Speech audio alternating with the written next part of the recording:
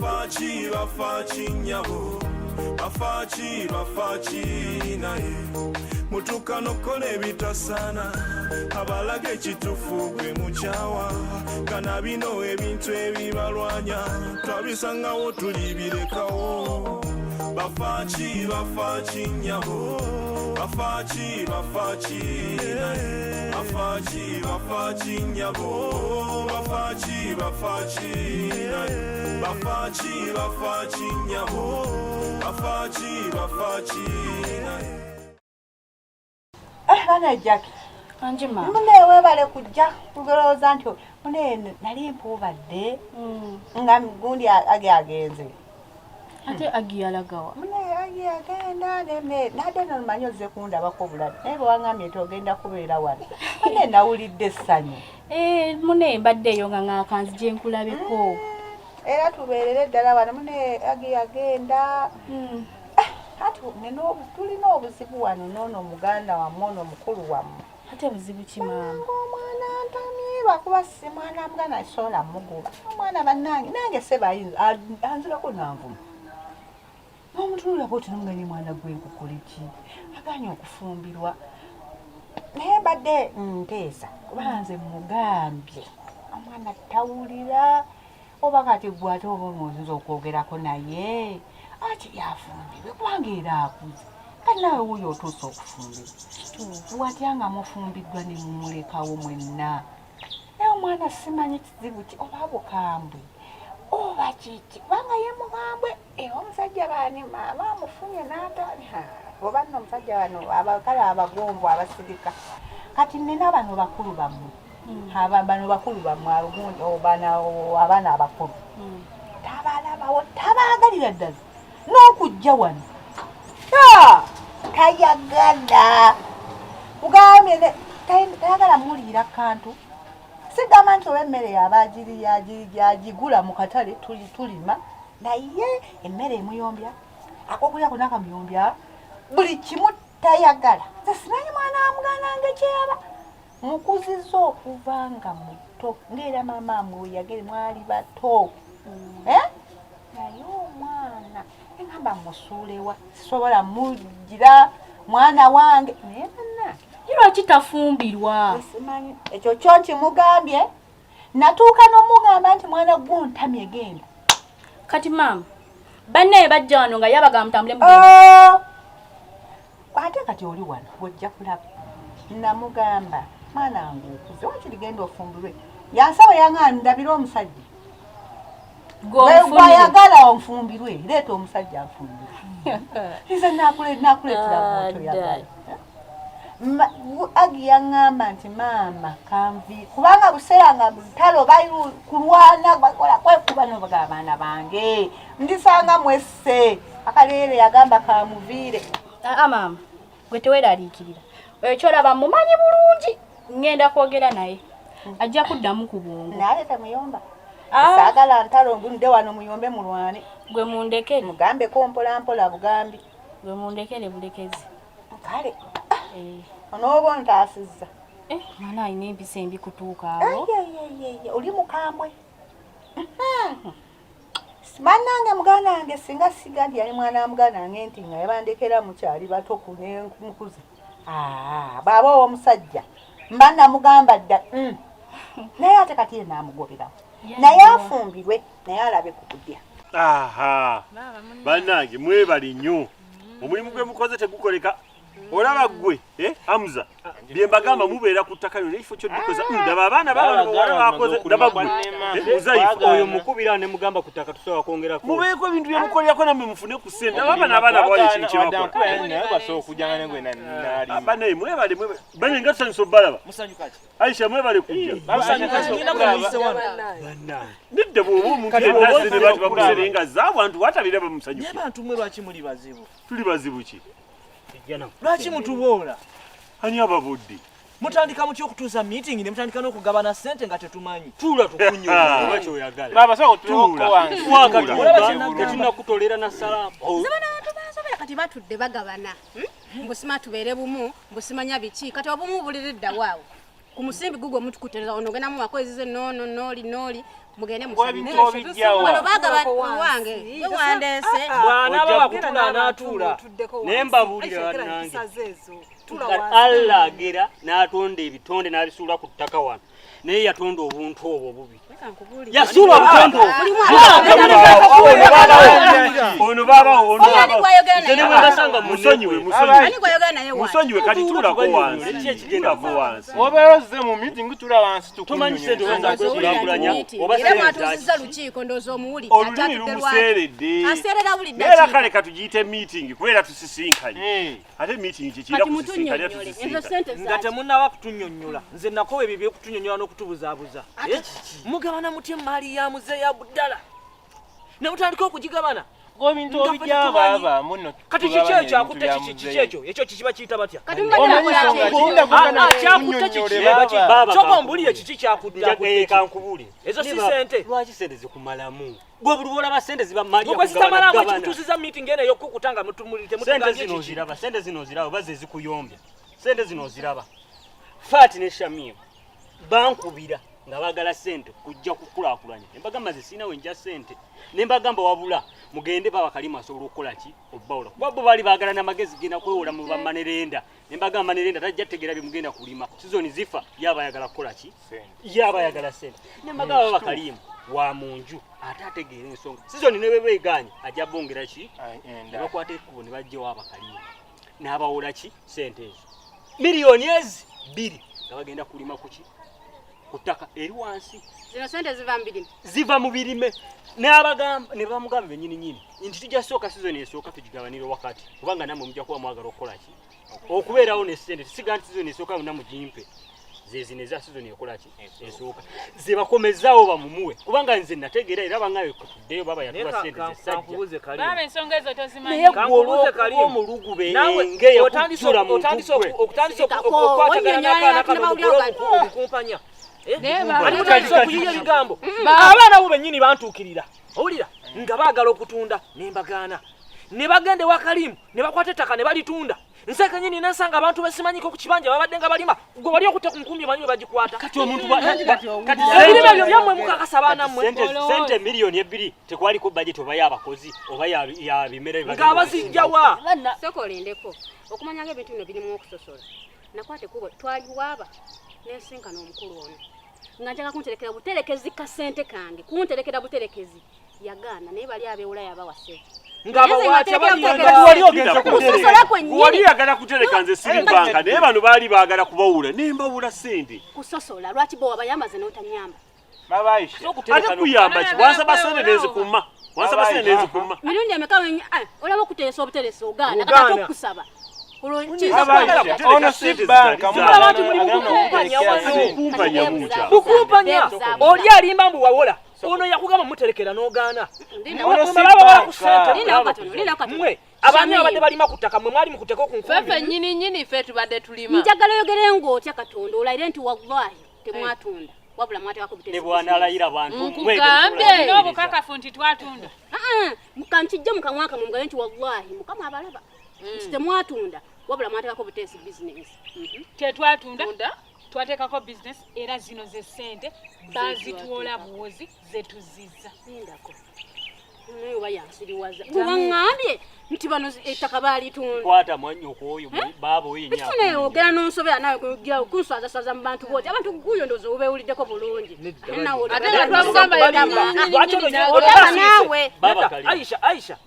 Aisha njagala Aisha wulira sagala onyiige wulira lwaki onaasirika Kalimu wanayogera nti abavunvu bekobanye bonna mukola mulama ne bekobanye baddakukundi nalekerawo okubeera kunswazasaza mukaseera nze bintu bye biti byantamanze kankunnyonnyole oli awo omusema gundi yatunze simanyi wedda manyi nti olinako n'obukakafu tuli wano mpoggana lwaki tebatuyise nga bakuba olukiiko oba lwaki bali bagenda okwewola era kwekobaana lwaki tebatuyita kale lwaki temwatuyita ng'obawola lwaki Ogatteko, kati oyongere. byonna byebimu kwagala kumpanya nakubba Aisha sijja kutula mu nkiiko zino Aisha nze kuja kati salawo oba oli mwana wa mmange oba nawe weegasse kwabo ebbanga lyomaze wano wali otaddeko project kati akyali muganda waffe abireke bagambe kadi ya makufulu wano kunje Aisha nkusaba kino fuwa nti wali n'omu ababoola tewali n'omu ali agamba nti batabaagala mweboola mwekka naye mwekola ebintu ebizibu ate oyo Jamiru akuwabya nnyo Aisha wali badde muntu n'okyuka n'ogaba naye baba Jamiru yannyonnyodde nankakasa bulungi nti ettaka mwatunda ttunde era n'abaliko bali ku byabwe ani yatunda bano abaana bajja nga baagala ssente nga baagala kutundako ekitundu musibe bakirimireko ne mbaga ssente zizo mugende sente bade bazikwetere nga bakuba ku bakomyawo batunze ebintu byabwe baalima Baba Aisha nyanjulira ensonga eno nomu obuzibuzibu oba ompola 5 olinawo obuzibu nkole 5 ekizibu baba ne banazikuwola era oli ajagamba bakuguliridde zizo nzikuwoze bakuwadde enguzi ate mu mutima mubi kyogambye olina ekizibu yagala kuwolayo emitwalo 5 gijjo ngikuwadde ati ki Baba Karim tomuwola muwe mugaye nzikugabidde sikuwoze ate ebigambo bigende bikyuke nti no boogenze banguliridde Aisha nawe genda ogaggawaleko Aisha nawe gaggawalako bane mu nsonyi mbadde nze mmanyi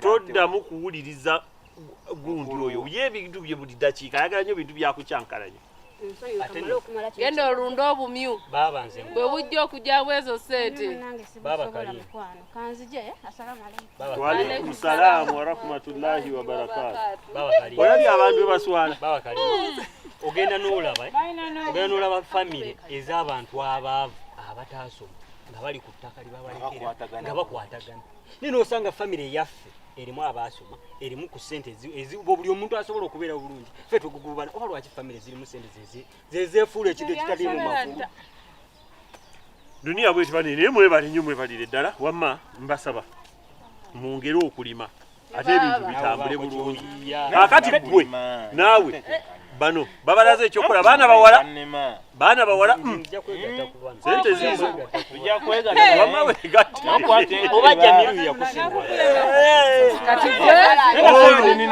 ono gye yafumbye tasobola nagamba bba nti owayireeta ku kasente ngende nnime ku kibanja kya kitange lino ettaka lyammwe bannange neyanzege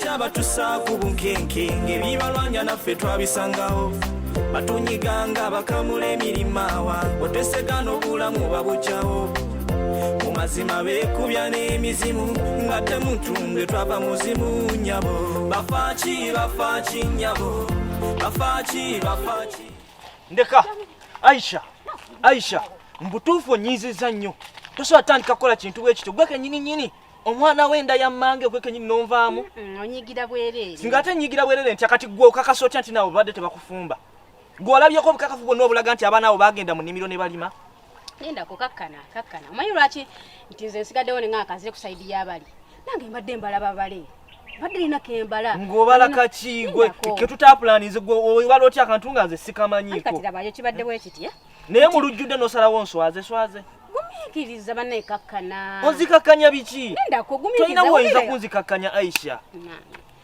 dabayo yona embeera nga webaddewo kati simere sinawe nkuza bali nkugambe kati tubale kana akaddako naye nakambala ekiddako owulira kati bwengizaawo wosituse natandika okwegonza nenegonza mbwera abannange nina ekizibu biki bampe ku ssente empolaayo ng'ani akuwola kali ng'olina engeri gy'obadde oyinza omuggyako ssente awo mu bantu abo zimpadde mu lujjudde akuwadde ssente emitwalo egyo mu lujjudde n'azikwata bw'ati ku ssente ze mu ngalo ze n'azibala n'azikukwasa gambye nze mbadde nkyawoza bampoleko Nuuru muwe buwi ne bampa buwi naye tukifunyeemu nnyo nga bw'okiwulira kati tukifunyeemu bati maama nze kati olwo bwakuwadde 5 olwakuwadde nnyo olabwe lwakuwadde nnyo gumiikiriza era yongedde kutuswaza ati wano onswazizza nnyo olinga alidde enguzi labayo oba 5 oba 1,000 oba 1000 tekiina makulu kiri nti akasente tukafunye kava mu ngalo ze labayo bagamba nti essente ngo nozitwala mu shiriki nga zivudde mu ngalo z'oyo ng'oyagala okutwalayo eri zikola nnyo ziba n'amakulu mangi. ate nno oli mutuufu. Nzirina wano sente evudde mu ngalo y'omuntu eyo nyangu nnyo okumuka tumulina. nze nkugambe tuli essanyu lyenna ate nazigambe kati kola bwoti zimpe esente zimpe nze manyi ekyokukola. Zimpe. Awo tumumaze. Bw'obanga azikutte mu ngalo ze bw'ati n'azibala. Gwe zimpe buwi.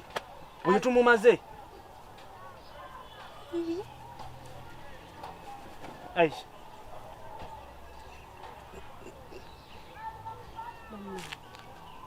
Sente zisudde mu kkubo.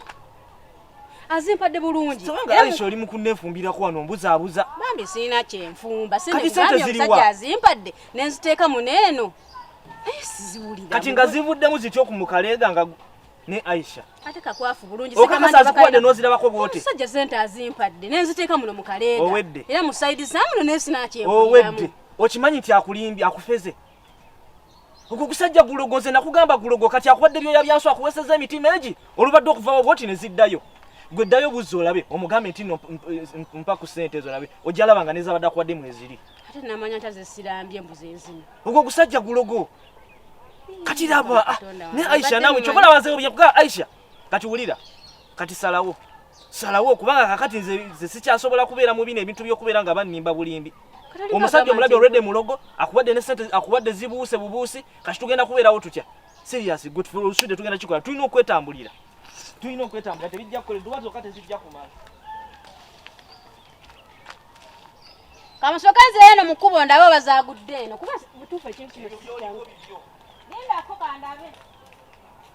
Bacha batusa ku bunkenkenge bibalwanya naffe twabisangawo.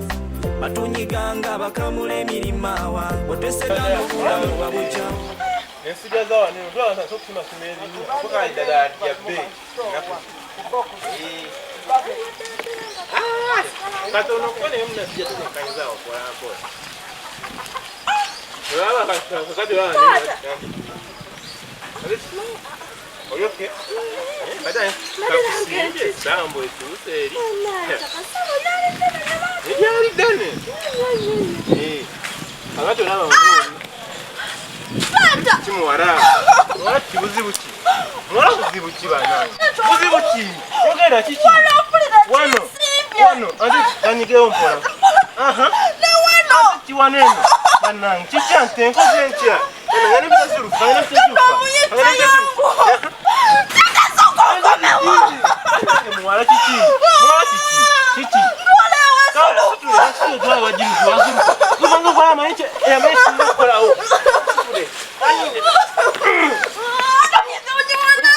Sorry. Guma mwala. Ekituufu kyo kikyo. Jamiru kye bagambye kibadde kituufu. Tuyagala kumanya. Tewali butuufu bwamu. Bo tuyagala kutegeera nsonga. Ate nze kati maze okukiraba. Kalimu. Yegwe abadde omusaale mu kintu kino. Ate ntya. Lwaki era lwaleero bwe batuuzizza olukiiko mangu ago mbunkoze ensobi olukiiko ne lusalawo mu ddakiika y'emu nti bampumuza ku bayimaamu. Naa bulijjo ensobi tezikolebwa wano abantu ne tubawa obudde ne basooka ne banoonyereza ne basooka ne batuuza enkiiko ez'enjawulo ne balyoka basalawo. Lwaki leero ekyange kiyise mu bwangu? Naye gwe lwaki buli ekijja ogamba kalimu nabaaki nkukoze ekinzi era ku kaseera buli wobeera nga wendi amazima gali nti ebintu byange obyonoona naye ate weewunye nti ekintu kyonoonye kya famire kyagala ogamanya tokola ngo Darasa musajja ono nga mwali kyagala tugaa nti gwe gusoose Darasa bulijjo zikuba era nga ajja n'atuula. Baba Jamiru gwe n'ekintu kimu kyoweerabidde obadde imaamu banga ensobi jjukira akakiiko k'omuzikiti awo kaliko abantu abakulu tebasobola kukwata nsonga kuva mu bbanga ne bagamba kino kikolewe bweki bateeka okuba nga badde bakunoonyerezaako dda nga banoonyereza biki nga bakuteekako dda obadde imaamu nga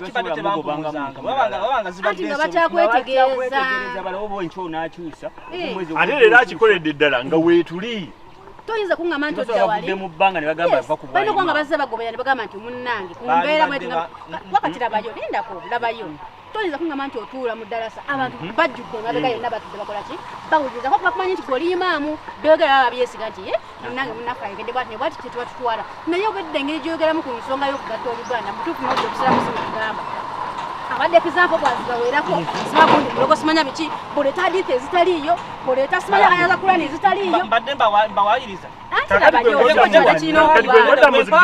kwogera kubagana mbu oyunga Luganda naye Kalimu andogo oyo mugana ddala tuboleta shiriki oyo mukulu nenga ddala okikakasa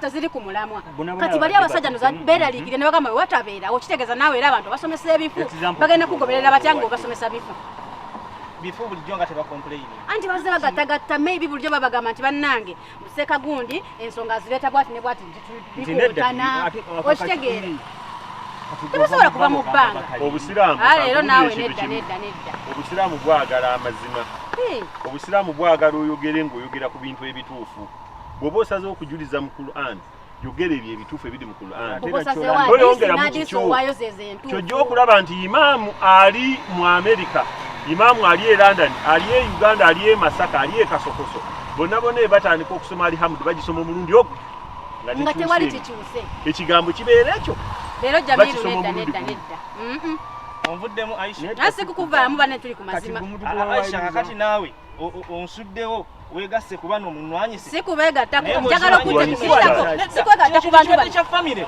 kakati mugenda kujjawa mu famire omulala abadde nganza oba otuswaza famire oba ogiteekako erinnya ebbi oyo kituyambira oba ne imaamu ng'ate walinnya bbi kati gwe gogamba nti no yakugobeseza kyogamba ono ayagala abeere ku era erinnya mmwe kennyini mwe mbadde mulyonoona ate kwonoona kigwoyonoona era ensonga lwaki nsigala mmaliza nga mbagamba nti mmwe kennyini bempita abanga ate mmwe kennyini mmwe mungiyeeyo maze okweroopa ate kuloopa ki nti mmwe mwanumbisiza mu kakiiko ne mutuuza akakiiko akamama ensonga zammwe muziwadde naye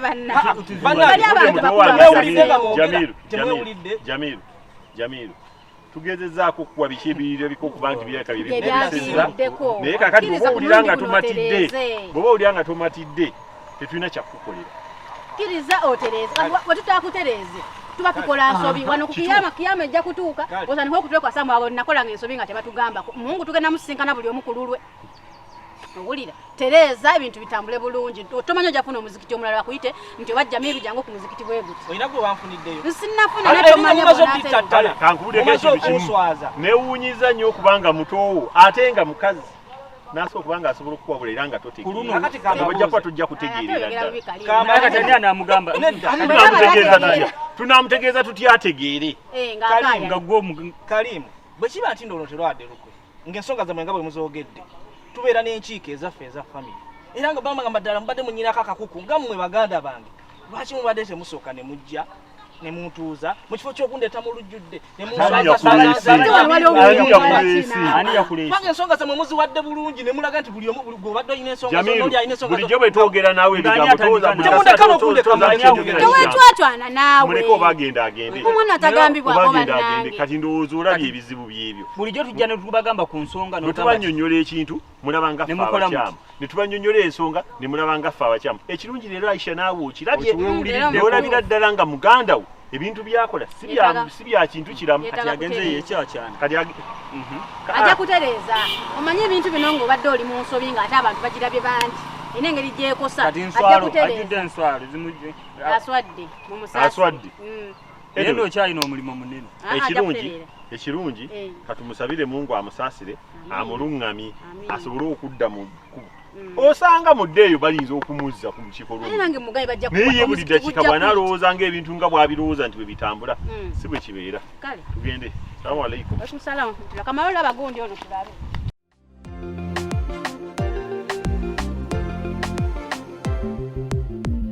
bafaaki batussa ku bunkenke ng'ebibalwanya naffe twabisangawo batunyiganga bakamula emirima otesegana obulamu babukyawo mu mazima beekubya n'emizimu nga temutu